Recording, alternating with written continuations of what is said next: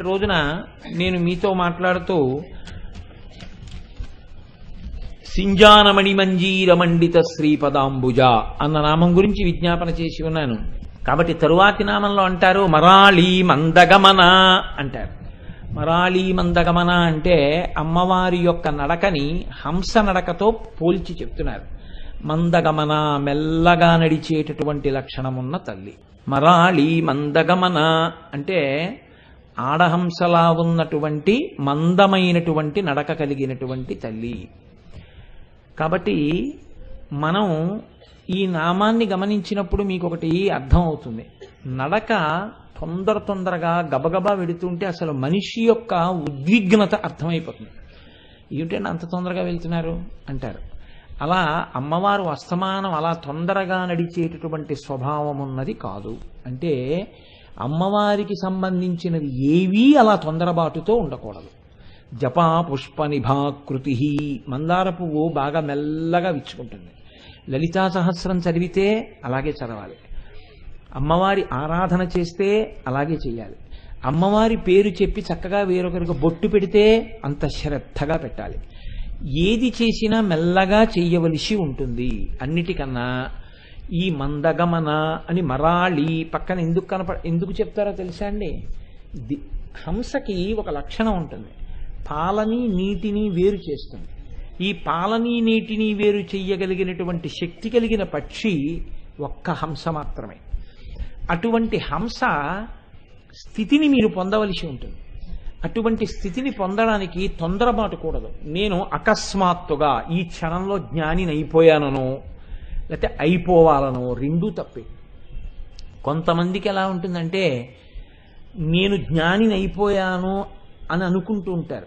మీరు చూడండి, లోకంలో చమత్కారం ఉంటుంది. నేను ఏదైనా ఒక మాట చెప్పాను అనుకోండి, అమ్మవారు ఎర్రటి చీర కట్టుకుని ఉంటుంది, అమ్మవారు చాలా పరమ ప్రసన్నమూర్తి అని నేను ఏదో అన్నాను అనుకోండి, అమ్మవారి చేతుల యొక్క గాజుల గలగలలు వినపడాలి అన్నాను అనుకోండి, ఉత్తరక్షణం ఏమంటారంటే అవునండి నాకు అప్పుడప్పుడు వినపడుతూ ఉంటుంది అంటారు. మంచిదే, అలా వినపడితే చాలా మంచిదే, నేనేం కాదంటలేదు. కానీ సాధారణంగా ఏమిటంటే కించిత్తు భ్రాంతి ఉంటూ ఉంటుంది. నాకు అవన్నీ దర్శనాలు అయిపోతున్నాయి, నాకు అవన్నీ కనపడిపోతున్నాయి, నాకు అవన్నీ వినపడిపోతున్నాయి అనుకుంటూ ఉంటారు. కానీ అవి అంత తేలిగ్గా దొరికిపోయేవి కావు. అసలు ఆ జ్ఞానావిర్భావం అనేటటువంటిది అంత గభాలన జరిగిపోవడం ఏమి ఉండదు. మీరు భక్తితో కూడినటువంటి కర్మాచరణము చేస్తూ వెళ్ళాలి. జ్ఞానము మోక్షము ఈ రెండు మాటల్ని అలా ఉంచి మీరు చేసుకుంటూ వెళ్ళిపోతే మీకు తప్పకుండా ఒకనాడు ఈశ్వరానుగ్రహంతో జ్ఞానం కలుగుతుంది. అదే తిక్కన గారికి హరిహరమూర్తి కనపడి స్వప్నంలో దర్శనమిచ్చి ఆయన చెప్తారు, నువ్వు నీ జీవన విధానంలో వెడుతూ ఉండు, నీకు ఒకనాడు ఈశ్వరుని యొక్క అనుగ్రహం చేత జ్ఞానం కలుగుతుంది, ఆ జ్ఞానము చేత నువ్వు కైవల్యమును పొందుతావని చెప్తారు. కాబట్టి మన ఉపాసన కూడా చాలా మెల్లగా ఉండాలి, నిదానంగా ఉండాలి. అంతేకాని తొట్టుపాటు పడిపోవడం. రెండు, వైదికమైనటువంటి ఆరాధనా విధానమునందు నడిచేటటువంటి పద్ధతి ఎందే ఉండాలి తప్ప ఎప్పుడూ అడ్డదారుల కోసము ప్రయత్నము చేయరాదు. పూజ చేయడం మొదలు పెడితే అసలు ఆచమనం చేయడం మీరు చూసేటప్పటికే మీకు అసహ్యం ఇస్తుంది. ఏట్రా పూజ అనిపిస్తుంది మీకు. వాడు ఉద్ధరణితో నీళ్లు తీసుకుని ఇలా పోసుకుని అని గబగబ తాగేసి చప్పుడు చేసేసి ఇంకక్కడి నుంచి ఆ పూజకి వెళ్ళేటప్పుడు చక్కగా మర్యాదగా అందంగా శౌచంగా పరిశుభ్రంగా శౌచం కొట్టొచ్చినట్టు కనపడాలి. పూజకి వెళ్ళేటప్పుడు ఉండేటటువంటి స్థితి మీరు చూడండి, ఎంత అసహ్యంగా ఉంటుందంటే అంత అసహ్యమైన బట్టలన్నీ అప్పుడే కట్టుకుంటారు. అంటే రోజు తడిపారేసుకోవాలి కదండి అని ఓ ముతాక చీర, ఏమిటంత కర్మ, ఒక ముతక పంచె. అంతేకాని ఇంత ఐశ్వర్యం ఖర్చు పెట్టేస్తున్నావు. ఒక్క రెండు పట్టుపంచెలో, పట్టుపంచె కూడా శాస్త్రంలో చెప్పబడలేదు. ఎందుకు చెప్పబడలేదో తెలుసా అండి? పట్టు బట్ట యందు హింస ఉంది, పట్టు పురుగుల్ని చంపడం ఉంది. మడిబట్ట అంటే చక్కటి శ్వేతవస్త్రాన్ని మీరు ఆరేసుకుని చక్కగా కట్టుకుని ఏది చేస్తున్నా నిదానంగా ఉండాలి. ఏది చేస్తున్నా ఆర్తి కనపడుతూ ఉండాలి, ఆనందం కనపడుతూ ఉండాలి. ఆర్తి యందు ఆనందము విస్ఫోటనం కనపడాలి మీకు. తెల్లవారకట లేచారనుకోండి, బరువుగా లేవకూడదు, చాలా శ్రద్ధ కనపడుతూ ఉండాలి. ఇది మీ బాహ్యమునందు ఈ శ్రద్ధ అవసరం. రెండు, కుండలిని యోగం గురించి అసలు వేదికల మీద మాట్లాడవద్దని చెప్పారు పరమాచార్య. కానీ నేను కొద్దిగానే స్పృశిస్తాను. అసలు సరి అయినటువంటి గురువు, పరమ దక్షుడైనటువంటి గురువు పక్కన కూర్చుంటే తప్ప కుండలిని యోగం జోలికి వెళ్ళకూడదు. మూలాధార చక్రం దగ్గర నుంచి ఆ కుండలిని యోగాన్ని ఒక్కొక్క చక్రభేదనం చేస్తూ సహస్రారానికి తీసుకెళ్లేటప్పుడు తొందరపడకుండా చాలా జాగ్రత్తగా షట్చక్రభేదనం చేసి వెళ్ళవలసి ఉంటుంది. అందులో ఏమైనా తేడాలు వచ్చాయనుకోండి చాలా తీవ్రంగా ఉంటాయి పరిణామాలు. అందుకని తొందరపడి వెళ్ళకూడదు. నేనైతే దీన్ని ఒకలా అంటాను, అసలు తొందరపడిపోయి ఏదో వినేసేసి ఇదేదో మనం చేసేద్దాం అనుకోకూడదు. మీకు నేను ఒక్క మాట చెప్తాను, మీరు జాగ్రత్తగా ఆలోచించండి. సామర్లకోట రైల్వే స్టేషన్లో మీరు దిగారు, కాకినాడ వెళ్ళాలండి అలా వెళ్ళాలని అడిగారు. ఒక ఆయన అన్నాడు, ఈ బస్సు ఎక్కి కూర్చోండి వెళ్ళిపోతుందన్నాడు. ఎంతసేపు పడుతుందన్నారు మీరు. ఇది చాలా ఆగుతుందండి, మరి ఆ లాకులు ఆగుతుంది, వెంకటకృష్ణాయపురం ఆగుతుంది, మాధవపట్నం ఆగుతుంది, ఎక్కడ చెయ్యి ఎత్తినా అక్కడ ఆపబడును. కాబట్టి 1 గంటన్నర పట్టచ్చు కాకినాడ వెళ్ళడానికి ఇవాళ రేపు ఉన్న పరిస్థితుల్లో. కాబట్టి ఇది ప్రతాప్ నగర్ దగ్గర నుంచి అన్నీ ఆగుతూ మీరు కోరుకుంటున్న భానుగుడి జంక్షన్లో మీరు దిగడానికి 1 గంట పైన పట్టచ్చు. ఇంకా తేలిగ్గా వెళ్ళడానికి ఏమైనా ఉందండి అంటే, ఏమో ఇప్పుడు సర్కార్ ఎక్స్ప్రెస్ వస్తే మాత్రం 20 నిమిషాల్లో మిమ్మల్ని విసిరి పారేస్తుంది టౌన్ స్టేషన్కి. ఓహో అలాగా లేదు, సర్కారు వెళ్ళిపోయింది. ఇంకేమైనా ఉందా అండి అంటే, ఇంకో ఆయన అన్నాడు, ఇలా ఇక్కడి నుంచి ఒక సొరంగ మార్గం ఉందండి, అది మూసేశారు, ఎవరు వెళ్ళరు అందులోంచి. కానీ చాలా మంది ఏమంటారంటే, అందులోంచి వెళితే 10 నిమిషాల్లో బాలాత్రిపుర సుందరి గుడిలోకి చేరుతారంటారు. కాబట్టి ఉంది, కానీ అందులోంచి ఎవరు వెళ్ళటం లేదు. కొన్ని 100 సంవత్సరాలు అయింది, 10 నిమిషాల్లో వెళ్ళిపోవచ్చు అంటారు. మరి అసలు ఆ లోపల మార్గం ఉందో మూసుకుపోయిందో ఏమున్నాయో కూడా ఎవరికి తెలియదంటే, మీరు 10 నిమిషాల్లో వెళ్ళిపోదామన్నా సొరంగంలోంచి ఎడతారా నాకు చెప్పండి, పెడతారా? పోన్లేరా గంటన్నర బట్టినా ఇంకోవి పెడదామంటే. జ్ఞాన మార్గమునందు ప్రయాణం మీకు భద్రతతో కూడినదై ఉంటుంది. పరమ గొప్ప సమర్థులైన గురువులు లభిస్తే మంచిదే. నేను ఇతరమైనటువంటి మార్గాల్ని దేన్ని తక్కువ చేశాననుకోకండి, నేను చెప్పినటువంటి పోలికని దృష్టిలో పెట్టుకోండి. అంత సమర్థులైన గురువులు ఇవాళ లభించడం అంటే అంత తేలిక కాదు. అంత తేలికగా అంతటి శక్తివంతుడైన గురువు యోగ్యతాయోగ్యతలు విచారించకుండా అలా కుండలిని యోగాలు అవి నేర్పడం అనేటటువంటిది సాధ్యమయ్యే ప్రక్రియ ఏం కాదు, అంత తేలిక విషయం ఏం కాదు. బాగా శాస్త్రాన్ని లోపల కంటే మీరు పరిశీలనం చేస్తే ఆశ్చర్యపోతారు. ఒక్క మూలాధారం దగ్గర కదిలితే ఏమవుతుందో తెలుసా అండి, పృథివీ అడ్డదు మిమ్మల్ని, గోడలోంచి లోపలికి వెళ్ళిపోతారు. శంకరాచార్యుల వారు అందుకే మండనమిశ్వరుడు తజ్జనం పెడుతుంటే చూరులోంచి కిందకి దిగిపోయారు. అంతంత శక్తులు ఉన్నటువంటివి, దానికి శక్తి ఎంత ఉంటుందో దాని పక్కన ఇబ్బంది కూడా అంత ఉంటుంది జాగ్రత్తగా ఉండకపోతే. కాబట్టి మరాళి మందగమన చాలా జాగ్రత్తగా కలపవలసి ఉంటుంది. నీకు ఆ విషయంలో ఏమైనా కొద్దిగా ఇబ్బంది ఉంటుందనిపిస్తే, మనకెందుకురా అలాంటివి అనిపిస్తే హాయిగా జ్ఞాన మార్గంలో వెళ్ళు అని చెప్పడానికి నేనేమీ తడబాటు పడను. ఎందుకంటే నేను మంచి మాట చెప్తున్నాను కాబట్టి నాకేం భయం లేదు ఆ మాట చెప్పడానికి. కాబట్టి మరాళి మందగమన, హంస నడిచినట్టుగా నడుస్తుంది అమ్మవారు. ఇంకొక ఉద్దేశ్యంలో ఏమిటో తెలుసా అండి, మీరు పరమభక్తితో మీ ఉపాసన ప్రారంభం చేశారనుకోండి, ప్రారంభం చేస్తే మీకు తెలియకుండానే ఒక వ్యక్తి మీ ఇంటికి వస్తాడు ఏదో ఒకనాడు, లేదా మీరు ఉన్న చోటే అటువంటి సభలు నడుస్తాయి. నడిచి మీ ఉపాసన క్రమాన్ని దిద్దుతారు, మీ పొరపాట్లని దిద్దుతారు. అలా దిద్దేటట్టుగా అమ్మవారే ఒకరి రూపంలో వస్తుంది, వచ్చి అనుగ్రహాన్ని కటాక్షం చేస్తారు.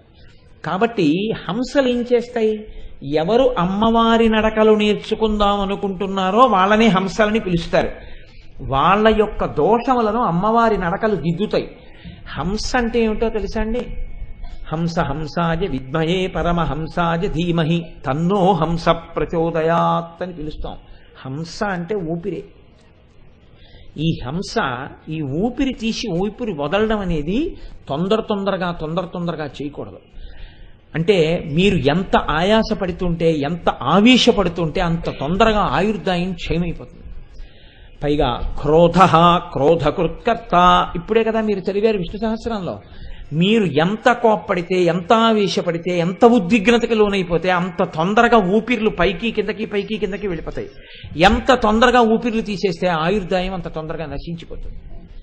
ఇవాళ వైద్యుడైన వాళ్ళందరూ ఇదే చెప్తుంటారు, మీరు టెన్షన్కి లోను కాకండి అంటుంటారు. మీరు ఏ పనినైనా చక్కగా ప్రణాళికాబద్ధంగా ప్రశాంతంగా చేసుకోండి. అన్ని అవలక్షణాలకి కారణం ఎక్కడుంటుందో తెలుసా అండి? కదండి, 5ంటికి లేద్దామంటాడు, అలారం పెట్టుకుంటాడు, అక్కడ వరకు మంచిది. వీడు ఏం చేయాలి? 10 గంటలకు పడుకోవాలి. 10 గంటలకు పడుకుంటే నిద్ర సరిపోతుంది. వాడు ఏం చేస్తాడంటే 10 గంటలకు పడుకోడు, అక్కడ తప్పు ముందు. ఏదో వచ్చిందంటే ఆ టీవీలో 1 గంటకు పడుకుంటాడు. 5ంటికి అలారం అలాగే ఉంటుంది, లేద్దామన్న సంకల్పం ఉంది. 5ంటికి అలారం కొట్టేటప్పటికి ఒక్క అరగంట ఆగి లేద్దామని ఇలా నొక్కుతాడు, ఇక లేచేపటికి 8. కాబట్టి అలసత్వం, తమోగుణం, నడవవలసిన రీతిలో నడవలేనటువంటి తనం, ఇవన్నీ దేని వలన పోతాయి? అమ్మవారి పాదములను మీరు పట్టుకోగలిగితే ఆవిడ మీ ఉపాసనంతటినీ దిద్దుతుంది. ప్రణాళికాబద్ధంగా నడిచేటటువంటి శక్తిని ఆవిడిస్తుంది. కంగారు పడకుండా చక్కగా సంతోషంగా ఏ కార్యక్రమాన్ని ఎంత అందంగా ఎలా నిర్వహించాలో అలా నిర్వహించగలిగినటువంటి దక్షత మీకు కృప చేస్తున్నాడు. ఇవాళ దీన్నే మార్చి ఏమంటున్నారంటే టైం మేనేజ్మెంట్ అంటున్నారు. వీటన్నింటినీ వసిన్యాది దేవతల నామాలుగా చెప్పారండి. వరాళీ మందగమన నామంలోకి రానటువంటివి ఏమి ఉండవు, అన్నీ వచ్చేస్తాయి. మీరు దేన్నైనా ప్రణాళికాబద్ధం చేసుకోవడం, చక్కగా జాగ్రత్తగా మెల్లగా చేయడం, కంగారు పడకపోవడమే వరాళీ మందగమన. ఊపిరులను ఎక్కువ వ్యయం చేయకుండా మనస్సుని బాగా నిలబెట్టి, మీరు మనస్సుని బాగా నిలబెడితే తొందరగా పరిష్కారాలు లభిస్తాయి. మనస్సుని బాగా నిలబడితే దాని వలన మీకు ధ్యానం కుదురుతుంది. అలా కుదిరితే మీరు తొందరగా మెట్లెక్కగలుగుతారు. తప్ప మీరు కంగారు పడిపోవడం అనేటటువంటిది జీవితంలో అలవాటు చేసేసుకున్నారనుకోండి, అలా అలవాటు చేసేసుకుంటే ఏమైపోతుందంటే దేనియందు సిద్ధి పొందరు. తాను ఆఖరికి శరీరం వదిలేస్తాడు ఈ కంగారులోనే. అందుకని ఆ కంగారు లేకుండా ఉండేటటువంటి విషయాన్ని అలవాటు చేసుకో. కాబట్టి మరాళీ మందగమన అలా తీసుకున్నప్పుడే మీకు ఉపయోగపడుతుంది ఆ నామం. మహాలావణ్య సేవదిహి, లావణ్య సేవదిహి అన్న నామం దగ్గర లావణ్య లహరి పూర్తవుతోంది అంటారు పెద్దలు. మహాలావణ్య సేవదిహి అంటే నేను మీతో ఒక మాట అన్నాను కదా, ఆవిడ యొక్క లావణ్యము అంటే భౌతిక లావణ్యము అని కాదు. లావణ్యము అన్న మాటకు అర్థం ఏంటంటే వయస్సుతో నిమిత్తం లేకుండా, చెక్కు చెదరకుండా ఎప్పుడు ఎలా ఉండాలో అలా ఉండగలిగినటువంటి సౌందర్యము ప్రకటనమైతే దానికి లావణ్యమని పేరు. అసలు అమ్మవారి లావణ్యం అంతా ఎక్కడుందో తెలుసా అండి? ఆవిడ యొక్క చైతన్యము, ఆవిడ యొక్క కాంతి మన్ని దిద్దాలన్న ఆవిడ తాపత్రయమే ఆవిడ లావణ్యం. యథార్థానికి అమ్మ లావణ్యం ఏంటండి? అమ్మ లావణ్యం అంటే అమ్మ అందం కాదు. అమ్మ లావణ్యం అంటే ఎప్పుడూ మిమ్మల్ని పొదివి పట్టి మిమ్మల్ని రక్షించుకోవడమే లావణ్యం. అంతే తప్ప అమ్మ లావణ్యం అంటే అమ్మ అందం గురించి మాట్లాడకూడదు. మీరు అమ్మ అందం గురించి మీకెందుకు? అమ్మ అందం గురించి మాట్లాడటం ఏమి ఉండదు లోకంలో. లావణ్యము అన్న మాటని మీరు అలా అర్థం చేసుకోవాల్సి ఉంటుంది. లేదా కాలగతి ఎందు నశించిపోయేటటువంటి అందం ఉన్నది కాదు ఆవిడ. అంటే కాలాతీతురాలు ఆవిడ, కాలమునకు లొంగేటటువంటిది కాదు. శంకర భగవత్పాదులు సౌందర్యలహరి చేస్తూ ఒక గొప్ప మాట అంటారు. పదన్యాస క్రీడా పరిచయమివారబ్ధు మనసః స్థలంతస్థే ఖేలం భవన కలహంసాన జహతి అతస్తేషాం శిక్షాం సుభగమణి మంజీరరణి రణితచ్చలాత్ అచక్షాణం చరణ కమలం చారు చరితే అంటారు. శంకరాచార్యుల వారు అమ్మవారిని పిలిచారంటే మహోత్కృష్టమైన పేరు అనమాట. అది మీరు గుర్తు పెట్టుకుని మీ బిడ్డలకు ఎక్కడో పెట్టుకోవలసిన పేరు అని గుర్తు. ఇవాళ శంకరాచార్యుల వారు అమ్మవారిని పిలుస్తున్నారు చారు చరిత అని పిలిచారు. ఇవాళ ఎంతమందికి ఉంది ఈ పేరు? చారు చరిత, విధిజ్ఞ, ఏమి పేర్లండి శంకరాచార్యుల వారు వేసినవి? చారు చరితే అంటే చారుచరిత. చారుచరిత అంటే మంగళప్రదమైనటువంటి నడువడి ఉన్నదానా? ఆవిడికి మంగళప్రదమైన నడువడి కాదు, ఆ నడకలు మన నడకలలోని దోషములను దిద్దగలిగిన నడకలు. కాబట్టి చూడండి, నడక వేరు, నడత వేరు. నడత శీలమును చెప్తుంది, నడక కాళ్లతో నడిచే నడక చెప్తుంది. నడత ఆంతరము, నడక బాహ్యము. అమ్మవారి నడకలు బాహ్యం, దిద్దేవి ఆంతరం. అది విచిత్రం. మీరు మీ నడకతో దిద్దేది ఏమీ ఉండదు. మీ కాళ్ళతో మీరు ఎవ్వరిని దిద్దలేరు. మీ కాళ్ళతో దిద్దడానికి ఏముంటుందండి? మీ కాళ్ళు ఆఫీస్కి వెళ్తాయి, మీ కాళ్ళు అట్టుకుంటే వాడు ఆఫీస్కి వెళ్తాడా? అది కాదు. నడక, నడత, నడత మనసు మీద ఆధారపడింది. ఆ మనసుకు సంబంధించినటువంటి నాడులు పాదముల కింద ఉన్నాయి. కాబట్టి ఈయనకి ఎటువంటి బుద్ధి ఉందో అటువంటి బుద్ధి నాకు కలుగుగాక అని అడగడం. నడత మనిషికి అవసరం. నడత అంటే ఆంతరమైన సౌశీల్యము. ఆయన ఎప్పుడు ఎక్కడ ఎలా ఉంటాడు? ప్రలోభాలకి పడిపోతూ ఉంటాడా? ప్రలోభానికి చిక్కకుండా తను చెప్పిన దాని యందు నిలబడుతూ ఉంటాడా? గురువాక్యమును స్మరిస్తూ ఉంటాడా? భగవంతుని యొక్క వాక్యమునకు కట్టుబడుతూ ఉంటాడా? ఇది చెయ్యగలిగితే, అందుకే మహాత్ములైన వాళ్ళందరూ ఏం చెప్పారో తెలుసా అండి? తప్పు చేస్తే ఈశ్వరుడు చూడటం లేదని తప్పెవరు చేయలేదు. ఇది నా బలహీనత, నేను తప్పు చేస్తున్నాను, మన్నించమని అడిగి చేశారు. అలా చెప్పడం నిజమైనటువంటి లక్షణం. ఎందుకో తెలుసా అండి? అసలు ఈశ్వరుడు చూడకుండా తప్పు ఎలా చేస్తారండి మీరు? పగలైనా రాత్రి అయినా సంధ్య అయినా సూర్యుడైనా చంద్రుడైనా ఇక్కడే కూర్చుని అన్ని చేయిస్తున్నదైనా చూస్తున్నదైనా, ఇంకా చెయ్యడానికి శక్తి అయినప్పుడు మీరు ఏం చేస్తున్నారో ఆయనకి తెలియదేమిటి? ఆయనకు అన్నీ తెలుసు. కాబట్టి ఆయన చూడటం లేదని మీరు చేయడం అంత పొరపాటు లోకంలో ఇంకోటి లేదు. కాబట్టి మీరు తప్పు చేసేటప్పుడు ఆయన చూస్తున్నాడు అనుకుని చేయండి. లలితాపరా భట్టారిక మీ ఎదురుగుండా సింహాసనంలో కూర్చుని అలా మీ వంక చూస్తూ ఉండగా మీరు తప్పు చేయండి. మీరు చేయగలరా? ఆ భావన మీకుంటే నడత అంటారు. ఇప్పుడు ఈ నడత ఎక్కడుందో నడక అక్కడ బాగుంటుంది. అంటే ఆయన యందు దోషము ఉండదు. ఎందుకు ఉండదు? ఆయన నడతది. ఎప్పుడూ అమ్మవారు ఉందంటాడు, ఎప్పుడు అమ్మవారు చూస్తోందంటాడు. అందుకని తప్పు చేయడు. అలా ఒకవేళ తప్పు చెయ్యబోయాడు అనుకోండి పొరపాటున, అమ్మవారు టక్కని చేయి పట్టుకు పైకి లాగేస్తుంది, తప్పు చేయనివ్వడండి. కాబట్టి నడత అంత ముఖ్యమైనది. ఈ నడత అమ్మవారి పాదములను పట్టుకుని ఆ పరబ్రహ్మాన్ని తెలుసుకునే ప్రయత్నం ఎవరు చేస్తున్నాడో వాడు హంస, వాడు పరమహంస. హంస అంటే జగత్తుని బ్రహ్మాన్ని వేరు చేస్తారు, పాలని నీటిని వేరు చేసినట్టు. జగత్తే కనపడితే మామూలు సామాన్యుడు, జగత్తు కనపడకుండా బ్రహ్మం కనపడితే వాడు హంస, పరమహంస. మీకు నాకు ఏం కనపడుతుంది? దొంగలో దొంగే కనపడతాడు, దొంగలో దొంగే కనపడుతుంది. మహాజ్ఞానికి ఏం కనపడింది? నమచ్చోరాయచ, దొంగ ఎందు ఈశ్వరుడు కనపడ్డాడు. ఈశ్వర రూపమైన దొంగ, ఈశ్వరుడు దొంగగా ఉన్నాడు. అంటే ఈశ్వరుడు దొంగగా ఉంటాడా అండి? అంటే దొంగ అన్నవాడు ఒకడు దొంగతనం చేశాడు కాబట్టి ఆ దొంగ ఈశ్వరుడే తప్ప ఈశ్వరుడు కానివాడు లోకంలో నాకు లేడు. కాబట్టి ఇప్పుడు దొంగ చూస్తావా, దొంగలో శివుడిని చూస్తావా? నాకు శివుడే కనబడుతున్నాడు, నమస్కారం దొంగకి. ఇది జ్ఞానం, దాని స్థాయి వేరు పూర్తిగా. అంటే బ్రహ్మజ్ఞాని నోట వెంట వచ్చేటటువంటి మాట అలా ఉంటుంది. ఆ స్థితి నాకు కావాలనుకుంటే నేను అభిషేకం చేయాలి. సంతత భక్తి ధార ఒక పాత్రలోంచి ఓ పాత్రలోకి నూనె పోస్తున్నప్పుడు ఎలా తెగకుండా పడుతుందో అలా పడితే ఆ జ్ఞానము మీకు కలిగితే మీరు కూడా స్థాయిని పొందుతారు అని గుర్తు. కాబట్టి ఇప్పుడు జగత్తుని బ్రహ్మాన్ని వేరు చేశాడు ఒక ఆయన. ఆయనకి జగత్తు కనపడదు, బ్రహ్మం కనపడుతూ ఉంటుంది. అన్నిటి యందు ఈశ్వరుణ్ణే చూస్తూ ఉంటాడు. ఇలా ఈశ్వరుణ్ణే చూడగలిగినటువంటి శక్తి దేని వలన వచ్చిందో ఆ పరబ్రహ్మమే అప్పుడప్పుడు జగత్తు కూడా కనపడుతున్న దిద్దుతుంది. ఆ తప్పులు అమ్మవారు దిద్ది వాడికి అంతటా ఈశ్వరుడే కనపడేటట్టుగా నిర్దేశకత్వం చేస్తుంది.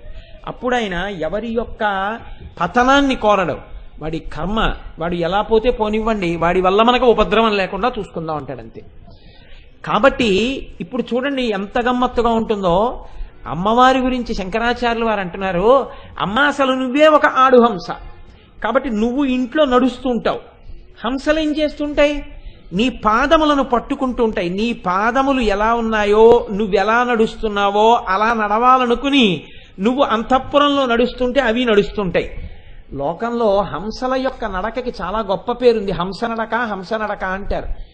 వాల్మీకి రామాయణంలో లేదు కానీ ఒక చోట చెప్తూ ఉంటారు. సీతమ్మ తల్లి అరణ్యవాసానికి వెళ్ళిన తర్వాత అరణ్యంలో హంసలన్నీ తిరగడం మానేసి చెట్ల కిందకి వెళ్ళి పడుకున్నాడు. పడుకుంటే మిగిలిన వాళ్ళు వచ్చి అడిగారు, అదేమిటి మీరు పనున్నా లేకపోయినా నడుస్తుంటారుగా, మా అంత గొప్పగా నడిచేవాళ్ళు లేరని ఇవాళ నడవకుండా చెట్ల కింద పడుకున్నారే అన్నట్టు. ఏం లేదు, నిన్న సాయంకాలమే అడవిలోకి ఎవరో ఒక ఆడదొచ్చింది. ఆవిడ నడకలు చూస్తే మా నడకలు ఎందుకు పనికొస్తాయని బెంగొచ్చి నడవడం మానేసి పడుకున్నామన్నది. కిందటి రోజు సాయంకాలం సీతమ్మ తల్లి అరణ్యవాసానికి అరణ్యంలోకి వచ్చింది. అమ్మవారి నడకలు హంసల యొక్క నడకల్ని దిద్దుతాయి. హంసల యొక్క నడకల్ని దిద్దడం అంటే జగత్తుని బ్రహ్మాన్ని వేరు చేయడంలో మీరు ఇబ్బందులకు లోనైతే అమ్మవారి అనుగ్రహం మిమ్మల్ని దిద్ది ఆ స్థితి వైపుకి తీసుకెడుతుంది.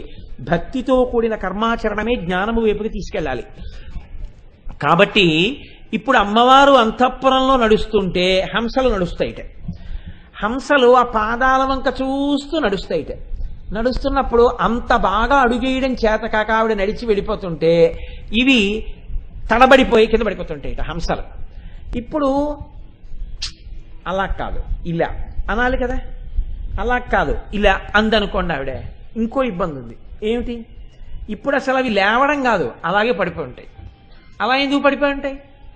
ఆవిడ షహబాష్ అందోసారి. అంతే ఏమైంది? విపంచాగాయంతి వివిధమపదానం పశుపతే, సరస్వతీదేవి వీణ వాయిస్తున్నదల్లా షహబాష్ అనేటప్పటికీ నిచులయతి చోళేనని భృతాం గలీబు తొడిగేసింది వీణ. అమ్మ బాబోయ్ ఎంత గొప్పగా మాట్లాడుతోందో తల్లి అంది. ఇప్పుడు ఆవిడ నోరు విప్పి మాట్లాడింది అనుకోండి, హంసలన్నీ ఏం చేస్తాయి? అమ్మో ఎంత బాగా మాట్లాడుతోందో అని ఆ మాటలు విన్నటువంటి ఆనందంతో మత్తెక్కి అలా పడిపోతాయి. కాబట్టి నోటితో చెప్దామా, వాటికి స్పృహ లేకుండా పడిపోతాయి. చెప్పకుండా పోనీ అలా నడిచే చూపిద్దామా, తడబడిపోయి కింద పడిపోతాయి. తను ముందుకు వెళ్ళిపోతాను. ఎలా? అందుకని అమ్మవారట నేను నోరు విప్పకుండా వీళ్ళకి పాఠం చెప్పాలంటే ఏం చేద్దాం ఆలోచించింది. ఒక పని చేద్దాం, వీళ్ళకి బాగా అలవాటు అవ్వడం కోసమని వీళ్ళకి నా ఉద్దేశాన్ని గ్రహించి వీళ్ళకి పాఠం నేర్పే ఒక ఉపాధ్యాయుడిని పెడదాం అనుకుందిట. ఎవరా ఉపాధ్యాయుడు? అమ్మవారి పాదములకు పెట్టుకున్న మంజీర ధ్వనులి. అవి ఎలాగ అమ్మవారు అడిగేస్తుంటే అవి చక్కగా ఘల్ ఘల్ ఘల్ ఘల్ అని మోగుతుంటే శబ్దాన్ని బట్టి అడుగులేస్తాయిటప్పుడు. అంటే ఇక్కడ అమ్మవారి పాదదర్శనం చేస్తుండగా తీసేటటువంటి ఊపిరి యోగ విద్యలో నాసికారంధ్రములు మారి ఆ మారి లోపలికి వెళ్ళి బయటికి వస్తూ చాలా మందమైపోయినటువంటి ఊపిరిలో అమ్మవారి పాదదర్శనం చేసేటటువంటి స్థితిని పొందడం. ఇప్పుడు తన యొక్క పాద మంజీర ధ్వనుల చేత ఆవిడ హంసల నడకల్ని దిద్దుతున్నటువంటి తల్లి. కాబట్టి మరాళీ మందగమన, మరాళీ మందగమన. కాబట్టి మందమైనటువంటి నడకలతో హంసల యొక్క తప్పులు దిద్దుతున్నది. ఉపాసన యందు సరిగ్గా నిలబడలేక బాగా భక్తితో ఆరాధించాలి, ఈశ్వరుణ్ణి తెలుసుకోవాలని తాపత్రయం ఉన్నవాడికి ఆవిడే గురువుగా వచ్చి వాణ్ణి చక్కటి ప్రస్థానం వైపుకి చెయ్యి పట్టి నడిపించేస్తుంది. అటువంటి శక్తి కలిగినటువంటి తల్లి. కాబట్టి ఆవిడ మరాళీ మందగమన మహాలావణ్య సేవది సర్వారుణ. ఆ తల్లి శరీరమంతా ఎరుపే. ఆ తల్లి కిరీటం పసుపు, కిరీటంలో ఉన్న మణులు ఎరుపు, తల్లి లలాటం ఎరుపు, తల్లి పెట్టుకున్న పువ్వులు ఎరుపు, తల్లి చెక్కిళ్ళు ఎరుపు, తల్లి పెదవులు ఎరుపు, తల్లి కంఠం ఎరుపు, తల్లి కట్టుకున్న చీర ఎరుపు, తల్లి పాదములు ఎరుపు, తల్లి చేతులు ఎరుపు, తల్లి చేతుల యొక్క లావణ్యము ఎరుపు, ఆమె అరికాళ్ళు ఎరుపు, ఆమె పాదములు ఎరుపు, అన్నీ ఎరుపి. అసలు ఆవిడ వంక ఇలా చూస్తుంటే వెనకాతలే ఉన్నటువంటి లేదా పక్కనే ఉన్నటువంటి తెల్లటి శివుడు కనపడ్డాడు. ఎందుకని? ఆవిడ ఎరుపుతో కప్పేసింది. కప్పేయడంలో అసలు ఎంత వెతికి చూడండి శివుడు కనపడ్డాడు. మీరు ఎంతో బాగా వెతికితే లీలామాత్రంగా కనపడుతుంటాడు వెనకాతల శివుడు. ఏం సత్యనారాయణ? కొంచెం లీలామాత్రంగా కనపడతాడు తప్ప స్ఫుటంగా కనపడ్డావు. అది అసలు దర్శనం. వెనక శివుడు చాలా లీలగా కనపడుతుంటాడు, అమ్మవారే కనపడుతుంటుంది, కప్పేస్తుంది ఆవిడ కాంతితో. కాబట్టి ఇప్పుడు శివుడు ఉన్నాడా లేడా? ఉన్నాడు. ఎందుకు కనపట్టలేదు? అమ్మవారు కప్పేసింది. అమ్మవారి ఎరుపులా తెలుపు కప్పడిపోయిందండి అనాలి. ఆ తెలుపుని ఆవిడ కప్పేసింది తన ఎర్రటి కాంతితో. తెలుపు ఎరుపు చేత ఎరుపు అయిపోతుంది. అయ్యవారు కూడా ఎరుపు అయిపోయారు ఇప్పుడు. అలా ఎరుపు అయిపోతేనే మహాకామేశ్వరుడు. కామం ఉంది. కామం అంటే జగత్తుని సృష్టించాలన్న కోరిక భగవంతుడి యందు కలగగానే అదే వ్యక్తమైతే ఎరుపు రాగరంజితం అవుతుంది. ఇప్పుడు కామమే ఎరుపు. కామమే ఎరుపైతే మీరు చాలా జాగ్రత్తగా పట్టుకోవాల్సి ఉంటుంది ఒక రహస్యాన్ని ఇక్కడ. ఏమండి? సృష్టి ఆవిర్భావము ఎరుపు, సూర్యోదయము ఎరుపు, సూర్యాస్తమయము ఎరుపు, మధ్యందిన మార్తాండు మధ్యాహ్న సంధ్య ఎరుపు. ఇవన్నీ మార్పు చెప్తాయి. పూర్వ సంధ్య రాత్రిపోయి పగలొస్తోంది, ఉత్తర సంధ్య పగలుపోయి రాత్రి వస్తోంది. ఇలా మార్పు ఎక్కడుందో అక్కడ సంధ్య చెప్పబడుతుంది. ఇప్పుడు ఇలా మార్పు వస్తోందన్న చోటల్లా ఎరుపు ఉంది.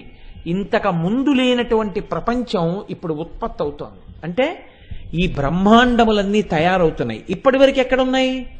పరమేశ్వరుడిలోకి లీనమైపోయి ఆయనలోకి వెళ్ళిపోయి. అది ఎలా ఉంటుంది అంటే ఇన్ని పూసల కింద పోసేసి నేను ఒక మైనపు ముద్ద ఒకటి పెద్దది చేత్తో పట్టుకుని దాన్ని ఇలా ఇలా ఇలా ఇలా ఇలా ఇలా ఇలా అన్నాను అనుకోండి, ఈ పూసలన్నీ ఏమైపోతాయి?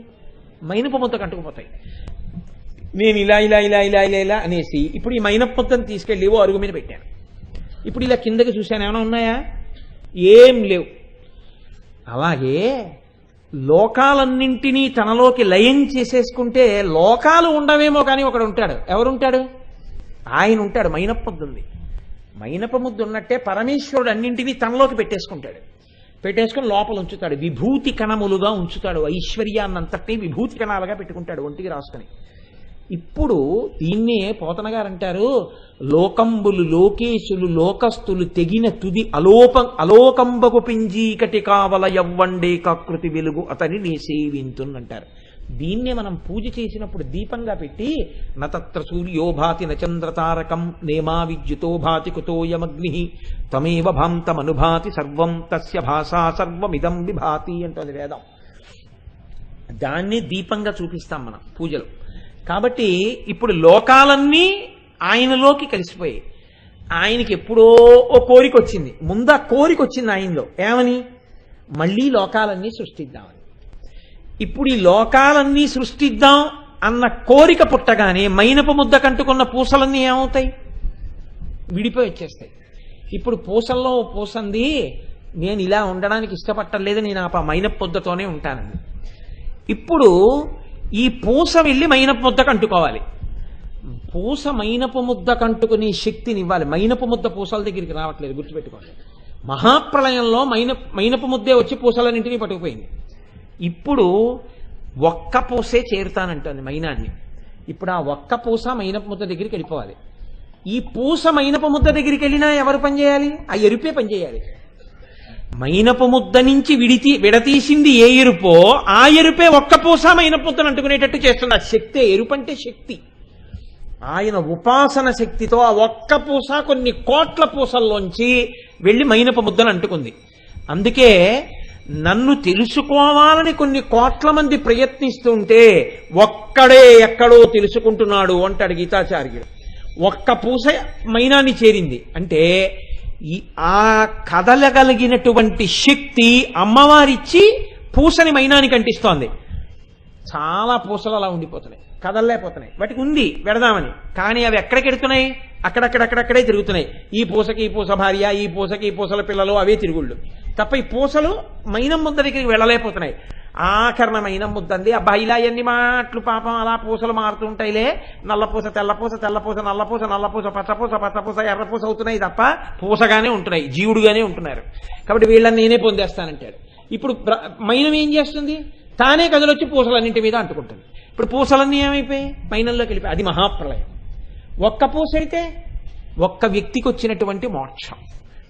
ఇప్పుడు ఒక్క పూస మైనంలోకి వెళ్ళాలన్నా, అన్ని పూసలు మైనంలోకి వెళ్ళాలన్నా, మైనం పూసల దగ్గరికి కదలాలన్నా, ఒక పూస మైనంలోకి కదలాలన్నా, లేదా మైనపు ముద్ద కంటుకున్న పూసలన్నీ విడివడి పూసలుగా యువతలకి రావాలన్నా దేనివల్ల కదులుతాయి?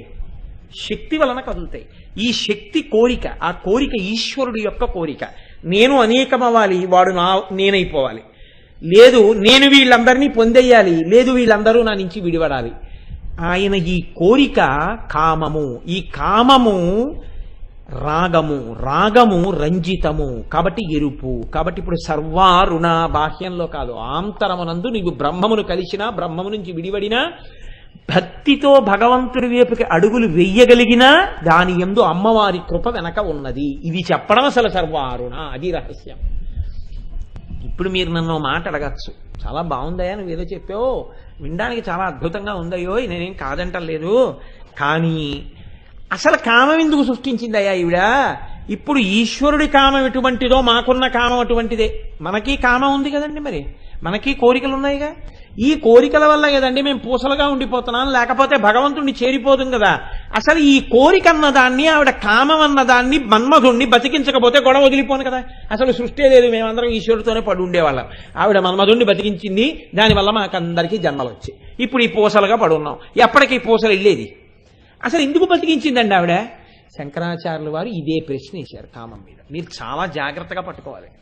ఆయన అన్నారు, హరిస్వామారాధ్య ప్రణత జన సౌభాగ్య జననీం పురాణారీ భూత్వా పురరపిమపి క్షోభమనయత్ స్మరోపిత్వా నత్వా రతినయనలేహ్యేన బహుశ మునీనామప్యంతః ప్రభవతి మోహాయ మిహతాం అన్నారు. అమ్మా, నీవు ఎంత గొప్పదానివంటే శ్రీ మహావిష్ణువు నీ పాదములను ఉపాసన చేసి చేసి చేసి చేసి చేసి చేసి నీ యొక్క అందాన్ని పొందేశాడు. పొందేస్తే ఏమయ్యాడు? మోహిని రూపాన్ని పొందేశాడు. మోహిని రూపాన్ని పొందేస్తే ఏమయ్యాడు? అమృతాన్ని పంచిపెట్టి రాక్షసులు అమృతం తాగకుండా చేశారని చెప్పలేదు శంకరాచార్యులు వారు. ఆయన ఎక్కడ మిలికెట్టాలో అక్కడ పెట్టారు. పురాణారీ భూత్వా పురరపిమపి క్షోభమనయత్. మీ ఆయన మనసు బాగా కలత పెట్టాడమ్మా అన్నారు. రెండోదేమన్నారు? స్మరోపిత్వా నత్వా రతినయన లేహ్యేన వపుష. చచ్చిపోయిన మన్మధుణ్ణి బతికించావు, ఒక్క రతీదేవికి కనపడేటట్టు చేశావు. దానివల్ల ఏమైందమ్మా? మునీనామప్యంతః ప్రభవతి మోహాయ మిహతాం. ముక్కులు చెవులు మూసుకుని ఏ కొండ గుహల్లోకో వెళ్లి తపస్సు చేసుకుందామనుకునేటటువంటి మునులు కూడా హడిలిపోతున్నారు ఈ కామానికి. కామం వల్లే భ్రష్టమైపోతున్నారు. కాబట్టి అమ్మా, ఎంత గొప్ప పని చేశావమ్మా. నీ అందాన్నంతటినీ శ్రీ మహావిష్ణువుకు ఇచ్చి పరమశివుడి మనసు కదిలిపోయేటట్టు చేశావు. మన్మధుణ్ణి బతికించి మునులు కూడా భయపడిపోయేటట్టు చేస్తున్నావు. అమ్మ, నీకు నమస్కారం అన్నారు. ఇది స్తోత్రమా నిందా? జాగ్రత్తగా చెప్పండి. ఇప్పుడు మీరు ఎవరైనా ఒకళ్ళ ఇంటికి వెళ్ళి నా పాపము క్షమింపబడుగాక, ఉదాహరణ బాగా అర్థం అవడానికి చెప్తున్నాను, పోనీ ఇంకోళ్ళ మీద పెట్టడం, బాబు అలాంటివి నా మీద పెట్టుకోవడం ఎందుకు లేండి, మరి దారుణం, అదేంటి అమంగళమ ప్రతిహతం అవుగాక. కాబట్టి ఎవరో ఒక ఆవిడ దగ్గరికి వెళ్ళి, అమ్మ మీరు ఎంత గొప్పవారమ్మా, మీ అందంలాంటి అందమే ఉన్నటువంటి మీ చెల్లెలి వలన మీ ఆయన మనసు కలతపడిపోయేటట్టు చేశారు అన్నారు అనుకోండి. ఇప్పుడు అది ఆవిడ్ని పొగడ్డమా లేకపోతే ఆవిడ్ని విమర్శించడమా? ఇప్పుడు బావమరిది భార్యని పోలు ఉండడం పెద్ద ఆశ్చర్యం ఏం కాదు. నాకో బావమరిది ఉండుంటే వాడు మా ఆవిడ్ని పోలితే పెద్ద విచిత్రం ఏముందండి? వాళ్ళిద్దరూ ఓలా ఉంటారు, ఏకగర్భ సంజాతులు కనుక ఒక తల్లి కడుపులోంచి వస్తే ఆ పోలికలు ఉంటాయి అన్నయ్యకి చెల్లెలికి. కానీ ఇప్పుడు వచ్చిన పెద్ద సమస్య అంతా ఎక్కడొచ్చిందంటే, అమ్మా నువ్వు శ్రీ మహావిష్ణువు అన్నగారు అమ్మవారికి, ఎందుకని నారాయణ నారాయణి. నారాయణుడు రాక్షసులకి దేవతలకి అమృతం పంచిపెట్టేటప్పుడు రాక్షసుల్ని మోహపెట్టడం కోసమని దివ్యమైన రూపం కోసం అమ్మవారి యొక్క బీజాక్షరాన్ని ఉపాసన చేశాడు. తాం పద్మినీమీం శరణమహం ప్రపద్యే అలక్ష్మీర్మేనస్య తాం తాం మృణే అంటుంది శ్రీ సూక్తం. ఉపాసన చేయగా చేయగా చేయగా చేయగా చేయగా చేయగా శ్రీ మహావిష్ణువుకి ఏమైంది? అమ్మవారు అందం వచ్చింది. అమ్మవారు అందం వస్తే ఏమైంది? రాక్షసులు మోహంలో పడ్డారు, దేవతలకు అమృతం తగ్గింది. అది శంకరాచార్యులు వారు చెప్పట్లా. ఎవరో వెళ్ళి కైలాసంలో కూర్చున్న పరమశివుడికి చెప్పారు, ఏమండో మీ బావమరది అచ్చు మీ ఆవిళ్ళలాగే ఉన్నాడండో అమృతం పంచినప్పుడు అని. ఇప్పుడు ఆ వేషం ఏమిటో ఒకసారి చూద్దామనిపించింది. చూద్దామనిపిస్తే గొడవ లేదు. ఈయన వైకుంఠానికి వెళ్ళారు. వెళ్ళకూడని వాడు వెళితే ఇళ్ళకి ఇలాగే ఉంటాయండి. శివుడుగా ఉండాలి తప్ప శివుడు తిరిగితే అలాంటి ఇబ్బందులు వస్తాయి. ఇప్పుడు ఆయన ఏం చేశాడు? వైకుంఠానికి వెళ్ళాడు. వైకుంఠానికి వెళ్ళి, ఏం బావగారు మీరు అచ్చమా ఆవిళ్ళ కనపడ్డారట, ఏదోసారి కనపడండి. వద్దులేండి బావగారు, లేని పోలారు ఇప్పుడే చెప్తున్నాను వద్దన్నాడే. బే అలా కాదులేండి, ఒకసారి కనపడండి ఒకసారి కనపడండి ఒకసారి కనపడండి అని. వద్దండి బావగారు, నేను ఎందుకు చెప్తున్నాను అంటే, మీకు శివుడు అని ఒక పేరు ఉంది, చాలా గొప్ప పేరు, మహాదేవుడు, ఎందుకంటే లేనిపోని గొడవ, ఆ తర్వాత నింద నా మీద వేస్తారు, ఎందుకు వద్దు బావగారు అలాంటివి ఏమి వద్దు, అయిపోయింది కదా దాని పని, మా చెల్లి ఉంది కదా, కన్యాదానం చేశాం కదా, అలా సంతోషంగా ఉండండి. కాదు బావా ఏంటి నేనే అంత పనికి మళ్ళీ అనుకున్నా, మన మగండి కాల్ చేసినవండి కనపడవు సార్ అని. చూద్దాంలేండి అయితేను అంటే, చూద్దాంలేండి అంటే ఇప్పుడే కనపడవు అంటే బాగుండదు కదండి, ఊరుకున్నాడు. కాసేపు ఆగో పూలబంతి తట్టుకునో పిల్ల ఆడుకుంటాడు. ఈయన ఆ అమ్మాయి వెంట పడ్డాడు. ఇద్దరు అలా ఎంత దూరమో వెళ్ళిపోయారు. వెళ్ళిపోయి వెళ్ళిపోయి వెళ్ళిపోయి వెళ్ళిపోయి ఇంకా పరమశివుడు ఆ పిల్లని ఆగు ఆగు ఆగు ఆగు అని వెంటపడ్డాడు. ఆ పిల్ల వెనక్కి తిరిగింది. ఆమె యొక్క అందాన్ని చూసినటువంటి పరమశివుని యొక్క తేజస్సు స్ఖలనమైంది.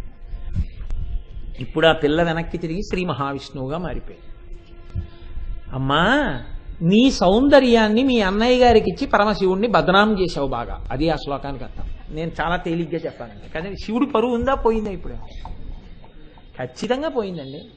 బజారున పడిపోయింది. పౌరాణిక వృత్తాంతం ఇదేం మీరు దాచగలరేంటి? కాబట్టి అమ్మా పరమశివుణ్ణి బజారున పడేయడంలో కృతకృత్యురాలు అయ్యావు నీ అందం విష్ణువుకి ఇచ్చి. 2, చచ్చిపోయిన మన్మధుడిని బతికించావు. కాబట్టి ఇప్పుడు ఆ మన్మధుడు ఏం చేస్తున్నాడు? నా బోటిగాడి మీద బాణాలు వేస్తే పెద్ద విశేషం ఏం కాదు. ముక్కు మూసుకుని తపస్సు చేసుకుంటున్నటువంటి ఋషుల మీద వేస్తున్నాడు. అయ్య బాబోయ్, ఎక్కడ పడిపోతాయో ఆ బాణాలని వాళ్ళు హడిలిపోతున్నారమ్మా, ఎంత గొప్ప పని చేశావమ్మా అన్నారు. ఈ రెండు గొప్ప పనులా మీరు చెప్పండి. మరి శంకరుడు సౌందర్యలహరిలో ఎందుకన్నారండి ఈ మాటలు అంటే, బాగా జ్ఞాపకం పెట్టుకోవాలి. అమ్మ శంకరాచార్యులు వారు చేస్తున్నది స్తోత్రమే. ఒక్కొక్కసారి అమ్మవారు ఏం చేస్తుందంటే మీకు పైకి కనపడదు. అమ్మవారు అలా కామప్రచోదనం చేయకపోతే మహాత్ముల యందు లోకరక్షణ జరగదు. శివకేశవులు ఇద్దరూ మగవాళ్ళు కదా అనుకుంది మహిషి అజ్ఞానంతో. శివకేశవులకు కొడుకు పుడితే ఆయన చేతిలో చచ్చిపోతానంది. కొడుకు ఎలా పుడతాడనుకుంది. ఇప్పుడు శివకేశవులకి కొడుకు పుట్టేటట్టు చెయ్యాలి.